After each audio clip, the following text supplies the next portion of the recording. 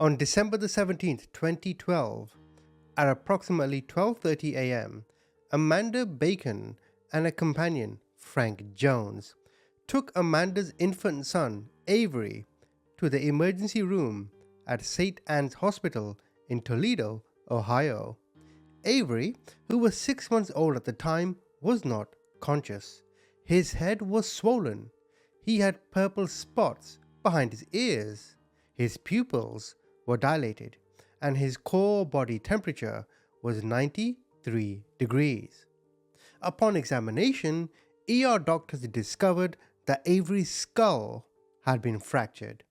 Amanda told medical personnel at St. Anne's that the child had fallen off the bed at her apartment. Where have I heard those porcupines before, eh? Police were called to the hospital to interview Amanda and Jones, who gave differing and, at times, conflicting accounts of how Avery was injured. You see, because St. Anne's Hospital was not equipped to handle Avery's injuries, he was transferred to St. Vincent Hospital. What does that mean? Not equipped to handle the injuries. Either the hospital is so bad or the injuries were that severe, eh? Amanda was taken to St. Vincent's in a police cruiser where she and Jones were questioned by Toledo police detectives Ashley Nichols and Kermit Quinn. Based on the detectives' assessment of Amanda's conflicting statements and their belief that Jones' answers were evasive, both Amanda and Jones were taken to Toledo Police Headquarters for more extensive interviews. As I said earlier, Porky Pies. Amanda herself was interviewed multiple times by 3 different detectives over a 5.5 to 6 hour period. Jones was interviewed separately for a shorter period of time. Now, while Amanda was being interviewed, Avery was transported to Mott Children's Hospital, where he died on December the 18th, 2012. Now, regarding the mother Amanda herself, regarding her personal life, a witness in the trial said he knew Amanda, and guess what? She was known as a prostitute named Brittany. You dirty cow. And that he paid her $40 to $60 per hour for sexual encounters. Well, that beats minimum wage.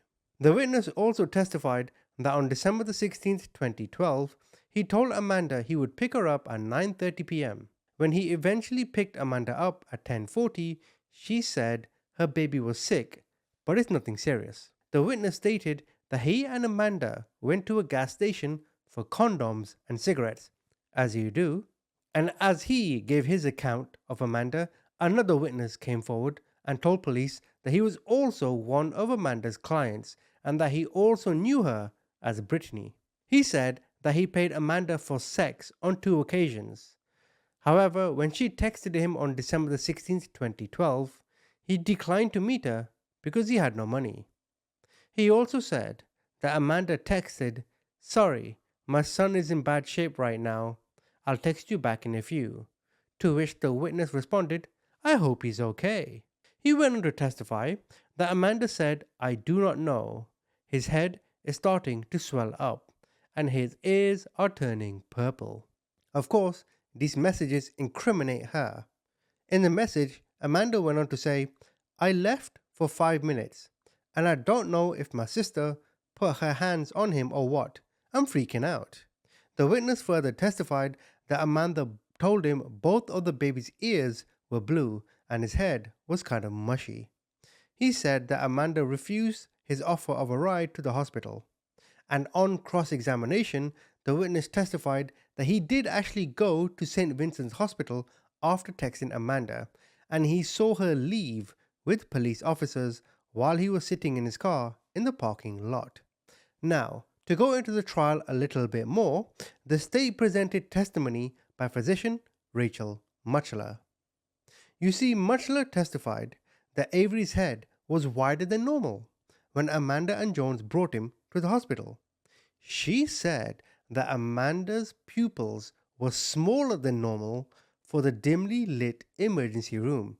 Maybe she was on drugs, who knows?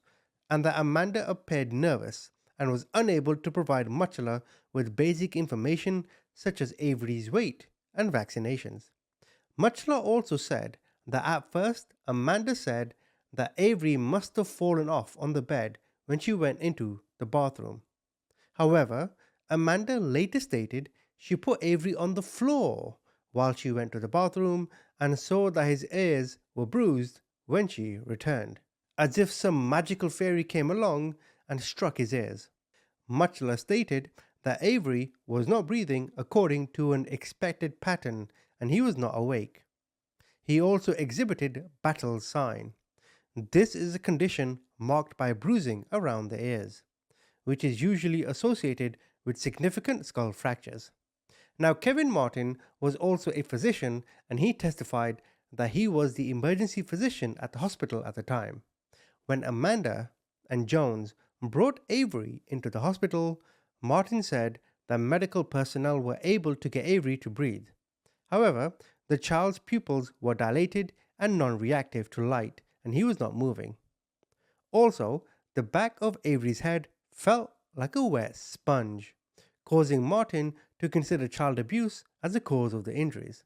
Martin stated that Avery had a core temperature of 93 degrees, indicating that he was dying. He also suffered from acute blood loss and abnormal swelling of his head. Martin described Amanda as upset but not hysterical, like most mothers in similar situations. In fact, he stated that medical records where Avery was treated on September the 15th, 2012, showed that the child was treated for colic. This is an illness which usually causes a lot of crying in an infant. On cross examination, Martin testified that all infants and young children have sutures in the skull that allow the brain to grow, as opposed to the type of fractures that Avery suffered. You also had a pediatric neurosurgeon in this case called Patrick McCormick, and he testified that an infant's brain has less water content than an adult's brain, making it more vulnerable to concussion injuries. He also testified that Battle's sign indicates high force to the skull that fractured the bottom of the skull, and it develops after a head injury occurs.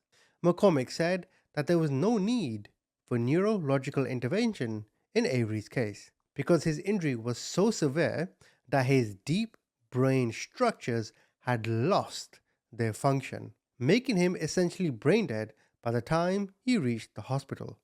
My God, what did this woman do to him?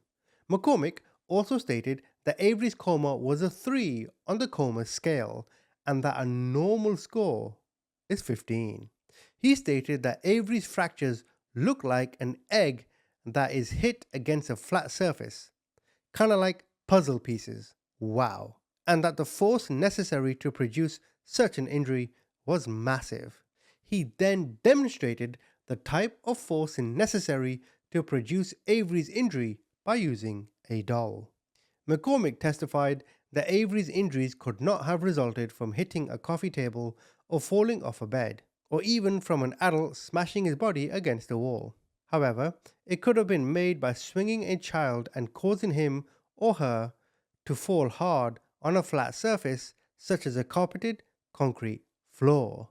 He further testified that Avery suffered axonal injuries, which indicated that his brain was moving when his head hit the surface, and that the impact caused a shearing force that broke the nerve axons and also caused hemorrhaging around his eyes. In fact, McCormick believed that if Avery's battle sign was first noticed at 10:30 p.m., then this injury would have occurred around an hour or two before. McCormick testified on cross-examination that he saw Avery at St. Vincent's Hospital, and he transferred the child to Ann Arbor at the family's request. However, it was obvious to him that the brain injuries were probably irreparable. Now, with all this evidence, prosecutors made the case in the trial and it lasted for around several days. They claimed that Amanda threw her 6-month-old son against a hard surface. This caused a severe skull fracture which led to his death 2 days later. After listening to 5 days of testimony and 3 days of deliberations, jurors found Amanda Bacon guilty of murder and child endangering charges. She was acquitted of aggravated murder. Amanda's defense team fought to poke holes in the state of Ohio's case, claiming the boy's death was at the hands of Amanda's roommate. Judge Frederick McDonald handed Amanda a life sentence with eligibility for parole after 15 years. What kind of mother was this? Silly cow. Thank you for watching.